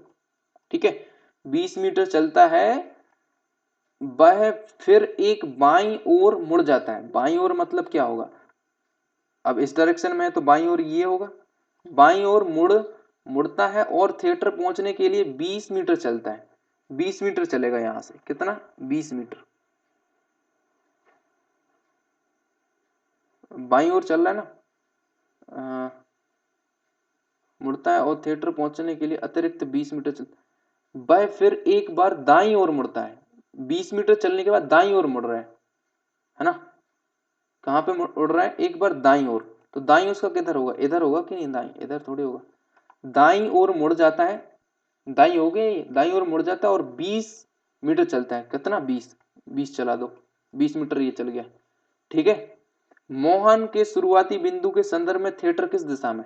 तो मोहन ने तो स्टार्ट यहां से किया था, 5 चला, 4 चला, 5 चला, 20 चला, फिर 20 चला। तो ये शुरुआती बिंदु है। तो इसके संदर्भ में ये ये कौन सा डायरेक्शन है, ये हमारा था नॉर्थ साउथ, और ये था तुम्हारा ईस्ट वेस्ट। ठीक है, तो ये तो नॉर्थ साउथ, साउथ वेस्ट है। तो साउथ वेस्ट कहां पर है, मतलब दक्षिण पश्चिम। ऑप्शन नंबर सी एकदम करेक्ट आंसर हो जाएगा। ठीक है, नाउ नेक्स्ट क्वेश्चन देखिए। निम्नलिखित प्रश्न में से मैं दो कथन हैं जिनके बाद दो निष्कर्ष है। निष्कर्ष पढ़ें और तय करें कि कौन सा से निष्कर्ष तार्किक तौर पर कथन का अनुसरण करता है या करते हैं। सभी श्वेत रक्त कोशिकाएं हैं, तो देखिए ये श्वेत रक्त कोशिकाएं बना लो, श्वेत रक्त कोशिकाएं। ठीक है, ये श्वेत रक्त कोशिकाएं, सभी श्वेत रक्त कोशिकाएं रक्त कोशिकाएं, ये पूरी की पूरी जो है वो रक्त कोशिकाएं, रक्त कोशिकाएं। ठीक है, रक्त कोशिका, पहला स्टेटमेंट हमने ये बना लिया। कुछ रक्त कोशिकाएं लाल हैं, ये जो पूरी पूरी पूरी रक्त कोशिकाएं उनमें से कुछ रक्त कोशिकाएं क्या है, लाल, ये लाल बना दिया। ठीक है, अभी क्या पूछा है कि सभी रक्त कोशिकाएं लाल होना एक संभावना है, जितनी की जितनी रक्त कोशिकाएं क्या वो सारी की सारी लाल हो जाएं, एक संभावना है क्या, संभावना है। अगर संभावना है तो उसे हम डेड डैश करके बनाओ, जितनी भी रक्त कोशिकाएं हैं वो पूरी की पूरी लाल हो सकती हैं, बना दो। ये हमने लाल का चिन्ह बना दिया, लाल इधर से हटा के ये हो गया वह हमारा लाल। ठीक है, ये संभावना का बोला था। अब ये से बनाने के बाद हमें वापस से कथन पे लौटना है कि हमारा कथन का वायलेशन तो कहीं पर नहीं हो रहा। सभी श्वेत रक्त कोशिकाएं हैं, बिल्कुल श्वेत, ये श्वेत रक्त कोशिकाएं हैं। कुछ रक्त कोशिकाएं लाल हैं, तो कुछ रक्त कोशिकाएं,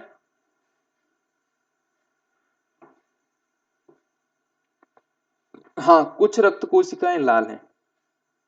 ठीक है, कुछ रक्त कोशिकाएं लाल हैं, सभी रक्त कोशिकाएं भी लाल हैं, कोई वॉयलेशन नहीं हो रहा। तो ये सही है, बना है ना।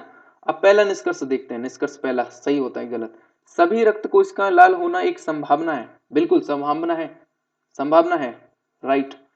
कुछ लाल रक्त कोशिकाएं नहीं है, कुछ लाल रक्त कोशिकाएं,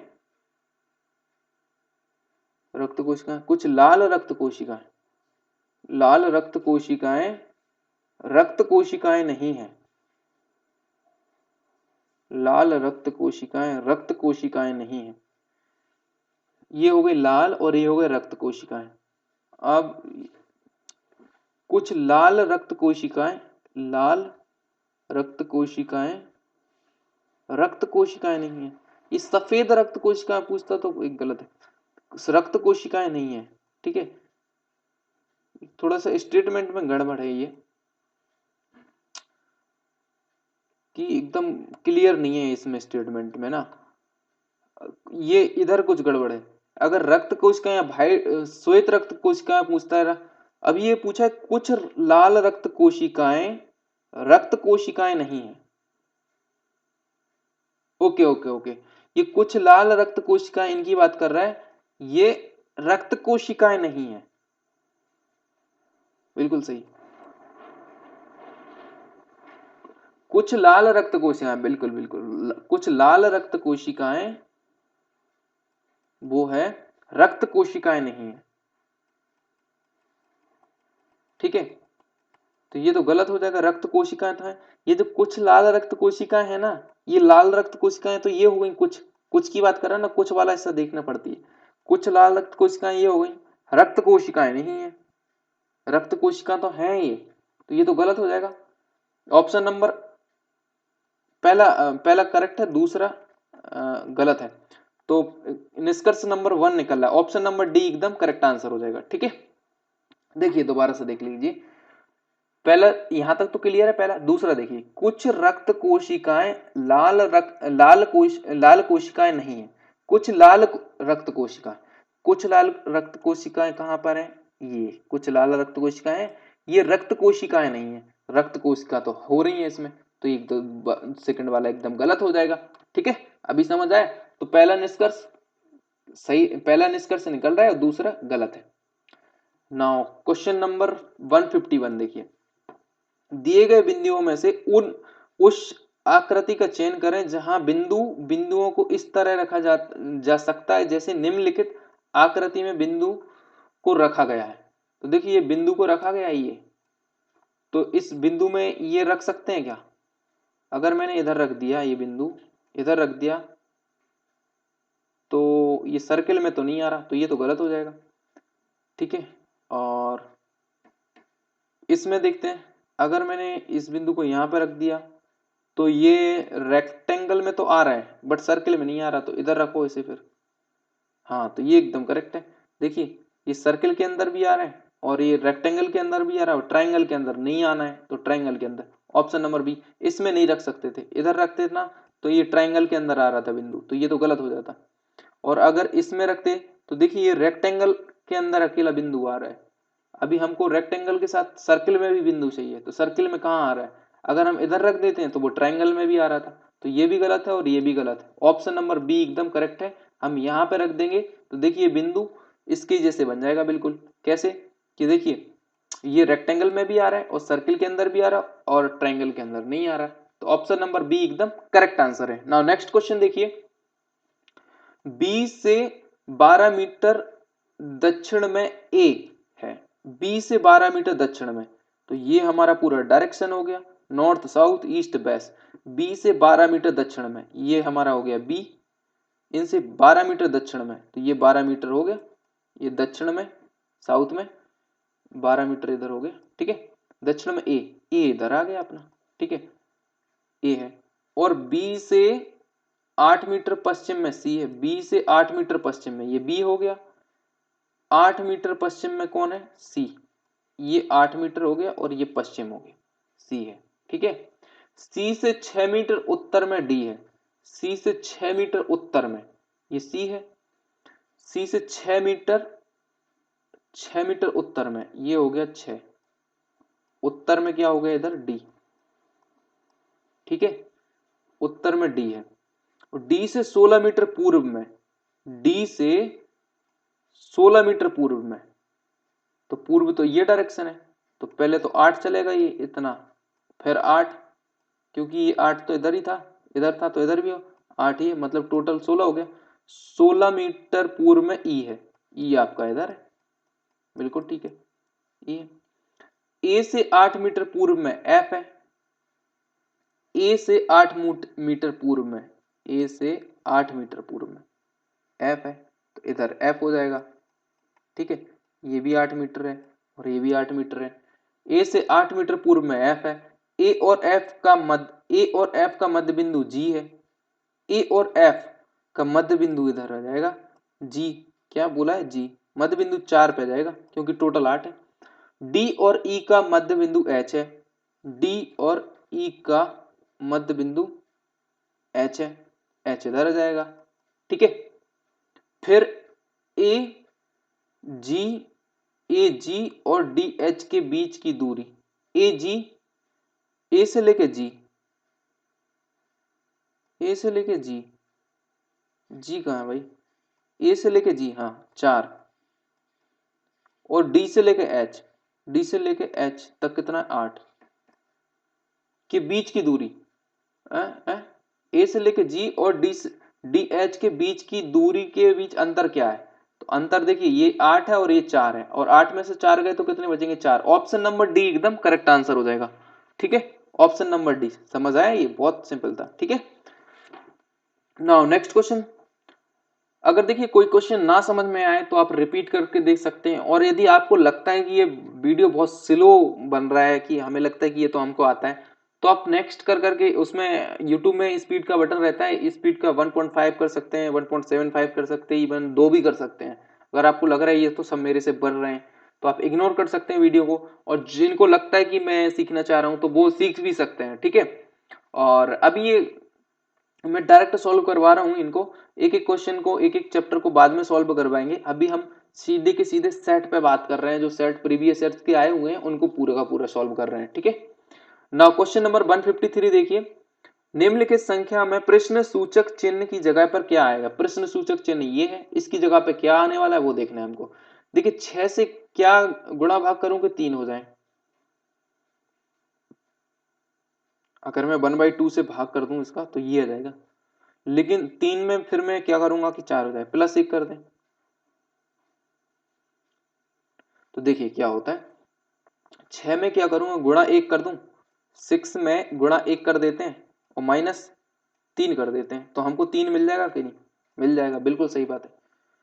अब 3 है, 3 में कितने का मल्टीप्लाई करें फिर?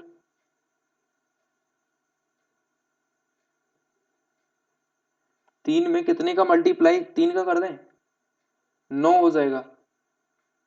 9 में से 5 घटा दें तो 4 मिल जाएगा। सही बात है। तो 4 में फिर अगला 4 है, 1 2 3 2 5, 3 2 5, 3 2 5 2 7, पांचों को 20 में से 7 घटाएंगे, बिल्कुल 13 मिल रहा है हमको, बराबर। तो इसमें से देखिए 6 3 4, 4 आ गए, अब आएगा 13, लेकिन 13 में कितने का मल्टीप्लाई होगा? अभी 1 2 3 2 5 2 7, 91, 90 में से 3 2 5 5 2 7 7 2 9, 13 7 91, 91 में से 9 घटाएंगे आप, 9 घटा देंगे आप तो कितना बचेंगे? 82, बराबर। अब तुम 82 का क्या करोगे? अभी 82 का अभी 7 से गुणा किया था, अभी 9 से करेंगे। ठीक है, और कितना घटाएंगे? 7 2 9 और 2 11, 9 दूना 18, हाथ का 1 कैरी 1, और 9 8 72 73 में से 11 माइनस करना है। अब देखिए 10 माइनस करेंगे तो 28 27, मतलब 727। ऑप्शन ऑप्शन नंबर बी एकदम करेक्ट आंसर हो जाएगा। देखिए कैसे बनाइए, मतलब इतना आसान भी नहीं है, आपको पहले घटाना बढ़ाना देखना पड़ेगी, फिर गुणा भाग से काम चलाना पड़ेगी, पॉइंट में भी आते हैं कभी कभी। ठीक है, तो ऑप्शन नंबर बी एकदम करेक्ट आंसर हो जाएगा। पहले हमने क्या किया देखिए, दोबारा से देख लीजिए, 6 का मल्टीप्लाई 1 से किया और -3 कर दिया, तो 6 का मल्टीप्लाई 1 से करेंगे तो 6 ही आएगा, और 6 में से 3 घटाएंगे तो बराबर हमको 3 मिल गया। आगे की संख्या मतलब नेक्स्ट नंबर हमको मिल गया 3। फिर अब जो नेक्स्ट नंबर है उसमें हमने एक की जगह, एक के बाद 2 से नहीं 3 से गुणा किया, 3 का गुणा 3 में किया और 5 माइनस कर दिया, तो 3 3 से 9, 9 में से 5 गया तो 4 आएगा, तो हमें अगला अक्षर फिर मिल गया। अगले अक्षर में से हमने 1 और 3 का किया था, अभी 5 का किया, 5 5 4 20, 20 में से 7 गया तो 13 मिल गया। इस तरीके से हमको ये 727 आंसर मिल गया। ठीक है, नाउ नेक्स्ट क्वेश्चन देखिए, क्वेश्चन नंबर कौन सा है? 154। P N M J Q R, P से देखो Q, M N M M N O P Q third, M N O P Q R fourth number पे आ रहा है आपका। ठीक है, और एम के बाद एम से देखिए, M N O P Q R S T U भी, मतलब 9th नंबर पे ये, तो इसी तरीके से इसमें भी देखना पड़ेगी आपको। पी के बाद क्यू तुरंत मिल गया, डी के बाद ई आपको, तो ई तो देखिए 1 2 3 4 में भी है, ये जी भी मिल रहा है। तो आप तीसरा अक्षर देखिए, एम के बाद आपको 9 डिजिट पे भी मिला था, M N O P Q R S T U भी, मतलब एम के बाद 9 डिजिट पे आपको भी मिला। तो इसी तरीके से ई में अगर ई 5 रहता है, इसमें 9 जोड़ देंगे आप, 9 5 14, 14 पे क्या रहता है, एन रहता है कि नहीं, हाँ तो एन आ जाएगा। ठीक है, तो एन इसमें भी है, एन इसमें भी है। अब लास्ट डिजिट देखना पर जे, जे कितना रहता है, 10 रहता है, और जेड कितना रहता है, 26। ठीक है, तो 26 10 में कितना जोड़ा, 16, तभी तो 26 हुआ। और ये आपका कितना है, 16 जोड़ा ना, तो 16 इसमें ऐड करो, 16 में ये 2 है, बी 2 ही होता है ना, 2 में 16 ऐड करेंगे तो 18, 18 क्या होता है, आर होता है 18, और एस होता है 20। एस 20 समझे ना, इनके नंबर डिजिट, वन को जैसे ए बोले हैं, अगर वन को ए बोले हैं तो बी को सेकंड बोले, दो दो बोलेंगे ना, तो उसी तरीके से एस को 20 बोलते हैं और आर को 18 बोलते हैं, 19 बोलते हैं ना, ना आर एस टी। अगर दो में हम 16 ऐड करें 18, आर को 18 बोलते हैं, एस को 19 बोलते हैं, आर एस टी को 20 बोलते हैं। ठीक है, टी 20 पोजीशन पे आता है। तो ऑप्शन नंबर सी एकदम करेक्ट आंसर हो जाएगा। नाउ नेक्स्ट क्वेश्चन देखिए, उस विकल्प का चयन करें जिसमें प्रश्नाकृति छिपी है। तो ये जो प्रश्नाकृति दी है, ये इस तरीके से देखिए कहीं पे ना कहीं पे छिपा होगा। ठीक है, तो देखिए अगर इस तरीके से ये यहाँ पर है, लेकिन ये यहाँ पर इस तरीके से तो कहीं बन ही नहीं रहा पूरा, तो ये तो गलत हो गया। और इसमें तो कहीं है ही नहीं, ये तो वैसे ही गलत है। ये तो कहीं है ही नहीं। तो देखिए इसमें देख लेते हैं फिर, अगर ये पूरी की पूरी इस तरीके से आया और यहाँ पर शार्प टर्न है इनका, मतलब इस तरीके से ये और फिर ये ऐसा बन गया, और इस तरीके से देखिए ये आकृति छिपी है, ये मिल गई हम आपको पूरी के पूरी। तो ऑप्शन नंबर डी एकदम करेक्ट आंसर हो जाएगा। नाउ नेक्स्ट क्वेश्चन देखिए, यह कथन पढ़ें और बताएं कि निम्न तर्कों में से कौन सा सतत सशक्त है। केंद्र सरकार को भारत में फांसी की सजा समाप्त कर देनी चाहिए, ये कथन देके रखा है। निष्कर्ष क्या है वो देख लिए। हमेशा के लिए मौत की सजा हटाए जाने से पूर्व नियोजित जघन्य अपराधों के दोषियों में इस तरह के अपराधों में बार बार लिप्त होने का साहस बढ़ा देगा। इसलिए मौत की सजा पूरी तरह से हटाने के बजाय इसके चयनात्मक और विशेष परिस्थिति में इस्तेमाल का मामला ज्यादा मजबूत है। बिल्कुल सही बात है। अगर हम इसको हटा देते हैं मौत की सजा, फांसी की सजा, तो क्या होगा कि ये जघन्य अपराध है, इनमें काफी हद तक वृद्धि हो जाएगी। उनको पता है कि हमको ये काम करने के बाद मौत तो मिलनी नहीं है, हमको तो जेल में पटक देंगे, तो जेल में तो हमें पता है जैसी दादागिरी हम इधर बताते हैं ऐसी दादागिरी उधर भी बताएंगे, तो इनमें बहुत ज्यादा वृद्धि हो जाएगी। तो ऑप्शन नंबर निष्कर्ष फर्स्ट जो है ना वो अच्छा है, तर्क मतलब मजबूत है। अब दूसरा निष्कर्ष देखिए, मौत की सजा खुद ही राज्य द्वारा अपने आप में एक जीवन लिए जाने के बराबर है, जो एक जघन्य अपराध माना जाता है। देखिए अपराध तो वैसे, अगर जैसे कोई एक जल्लाद इंसान को फांसी पर चढ़ाता है तो वो भी अपराध कर रहा है, फिर नहीं। अगर न्यायिक दृष्टि से कोई न्यायालय उसको ऑर्डर दे रहा है कि आपको ये काम करना है, तो वो एक अपराध नहीं माना जाता। और मौत की सजा कोई राज्य दे रहा है तो मतलब वो अपने मन से तो नहीं दे रहा हो, वो न्यायालय ने ऑर्डर दिया होगा तभी तो वो उस पे सजा दे रहा होगा। तो ये तो एकदम गलत स्टेटमेंट है, इरेलीवेंट है। रिलेवेंट तो है but it's not correct. Okay, तो यहाँ पे बताएं कौन सा तर्क मजबूत है। तो कथन तर्क नंबर, केवल तर्क वन सशक्त है, ऑप्शन नंबर डी एकदम करेक्ट आंसर हो जाएगा। ठीक है, नाउ नेक्स्ट क्वेश्चन देखिए, नीचे दिए गए, देखिए अभी 157 पे आ गए हम, 160 160 ही क्वेश्चन, मतलब टोटल 40 क्वेश्चन है, हमने 121 से शुरू किया था, 121 से लेके 160 तक है इसमें क्वेश्चन। तो इस तरीके से ये सेट नंबर 1 है हमारा। तो अभी 157 है, इसके बाद दो क्वेश्चन और बचेंगे। देखिए नीचे दिए गए सवाल में वन और सेकंड दो कथन है, आपको तय करना है कि जवाब में उपलब्ध कराए गए तथ्य सवाल का सही जवाब देने के लिए पर्याप्त है कि नहीं। मतलब आपको ये दो स्टेटमेंट देके रखे रहते हैं, इस तरीके के दिए, दूसरा या तीसरा प्रश्न है इस तरीके के आते हैं कि निष्कर्ष दो देके रखे होते हैं, फिर इनसे क्वेश्चन पूछा जाता है पहले ही सवाल में कितने छात्र, मतलब कक्षा में कितने छात्र हैं, तो स्टेटमेंट फर्स्ट से इसका आंसर दिया जा सकता है क्या इस क्वेश्चन का, कि दूसरे का सहारा लेके दिया जा सकता है, कि फिर दोनों के सहारे से भी ये आंसर नहीं आ रहा, इस तरीके से नीचे आपको ऑप्शन देके रखे हैं।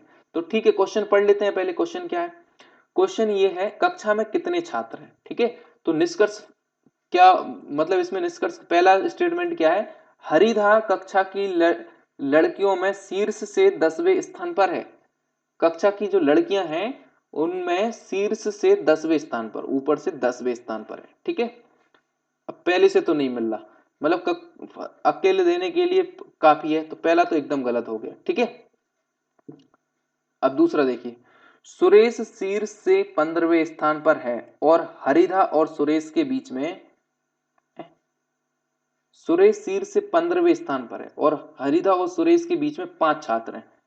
ऊपर से 15वें स्थान पर है आपका सुरेश, और इन दोनों के बीच में 5 छात्र हैं, 1 2 3 4 और 5 छात्र और बैठे हैं।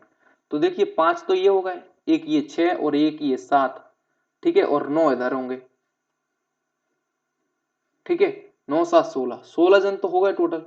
लेकिन अगर इधर से क्रम दे दिया, और ये अब पता तो नहीं है, इधर से भी तो क्रम होता कोई सा ना कोई सा, तभी तो हम बता पाते हैं कि सारे कितने लोग हैं उसमें। तो ये कक्षा में कितने छात्र हैं हम कैसे बता सकते हैं।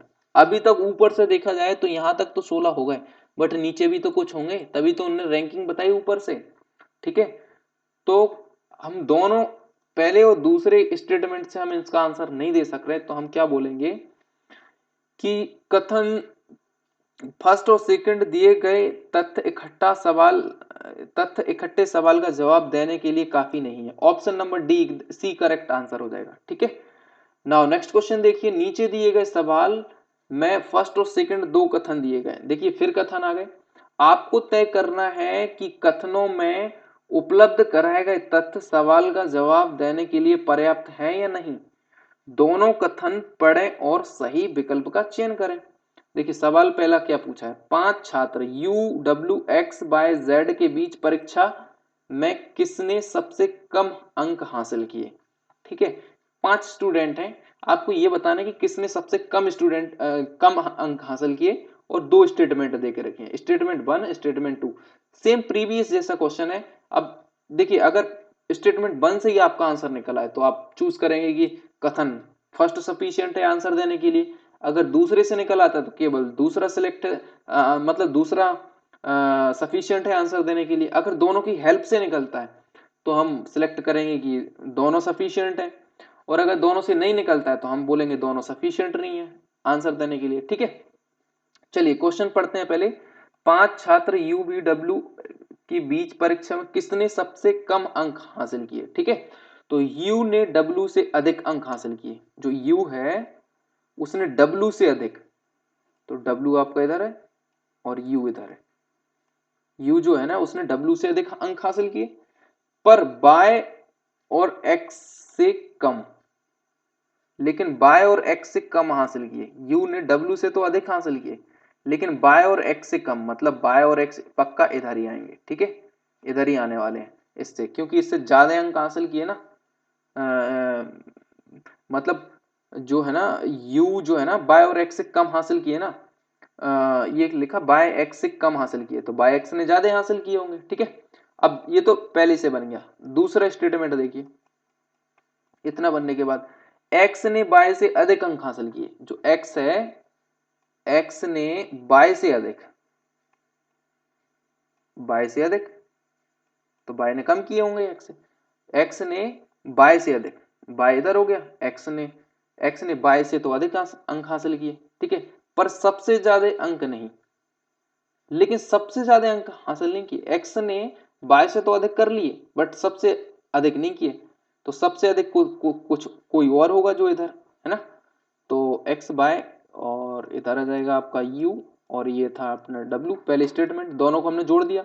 अब देखिए हमारे पास यू डब्ल्यू एक्स बाय, अब जेड बचा है, तो जेड सबसे अधिक अंक हासिल करेगा कि नहीं, बताइए।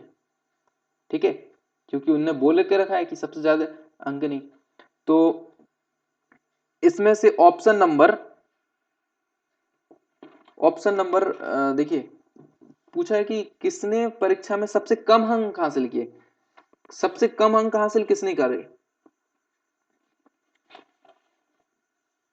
अब देखिए जेड तो सबसे ज्यादा अंक नहीं, तो जेड इधर आ जाएगा कि नहीं, तो सबसे अंक हासिल कौन कर रहा है, डब्ल्यू कर रहा है कि नहीं।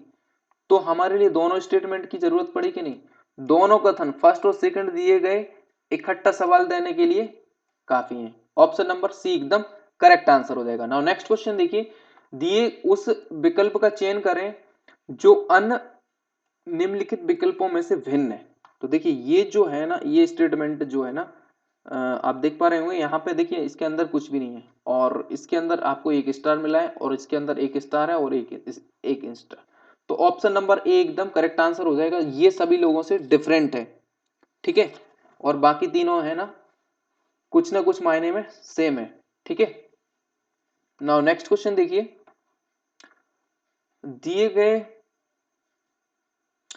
दिए गए सवाल में एक कथन है जिसके बाद दो पूर्व अनुमान फर्स्ट और सेकंड है। आपको कथन में सब कुछ सच मानना है और फिर दो पूर्व अनुमानों पर विचार करना है और तय करना है कि इसमें कौन सा पूर्व अनुमान तार्किक रूप से किसी भी संदेह से परे कथन में दी गई जानकारी का अनुसरण करते हैं। सभी मनोरंजन कार्यक्रम में भाग लेने के लिए प्रेम पूर्वक आमंत्रित हैं। यह एक निशुल्क है। एक समाचार पत्र में ऐसी घोषणा की गई, ये एक कथन है।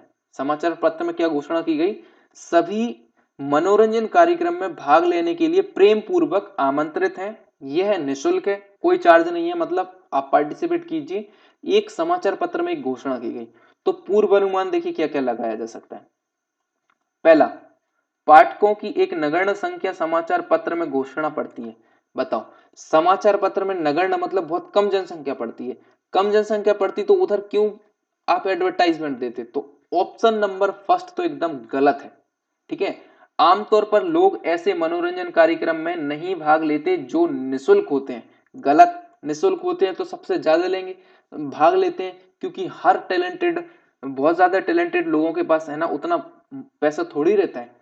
तो पहला और दूसरा दोनों पूर्वानुमान वन और पूर्वानुमान दोनों अंतर नहीं था, ये भी गलत हो गया, ये भी गलत है। और नहीं है, केवल पूर्वानुमान सेकंड, फर्स्ट और सेकंड कोई भी अंतर नहीं है। ऑप्शन नंबर डी एकदम करेक्ट आंसर हो जाएगा। इस तरीके से आज के हमारे ये 40 क्वेश्चन यहाँ पे फिनिश होते हैं। आप कमेंट करके बता सकते हैं कि इस पूरे सेशन में किस चीज के इंप्रूवमेंट की जरूरत है। आपके कमेंट का हम वेलकम करते हैं और इसी तरीके के वीडियो के लिए आप पाथ क्रिएटर एकेडमी को सब्सक्राइब कर ले चैनल को और शेयर जरूर कर दें ताकि पूरे चैनल को थोड़ा सपोर्ट हो सके, वीडियो आगे बढ़ सके। और इसी तरीके के वीडियो के लिए अब नेक्स्ट पार्ट नंबर 2 में मिलते हैं। ये हमारे रीजनिंग का पहला पार्ट था। आई होप ये थोड़ा सा टाइम टेकन रहा होगा। हम रीजनिंग के सेकंड पार्ट में इसका ध्यान रखेंगे और थोड़ा सा टाइम को थोड़ा सा रिड्यूस करेंगे। आज हमारे 40 क्वेश्चन हुए। नेक्स्ट मिलते हैं नेक्स्ट पार्ट नंबर 2 के अंदर। Thank you very much for watching.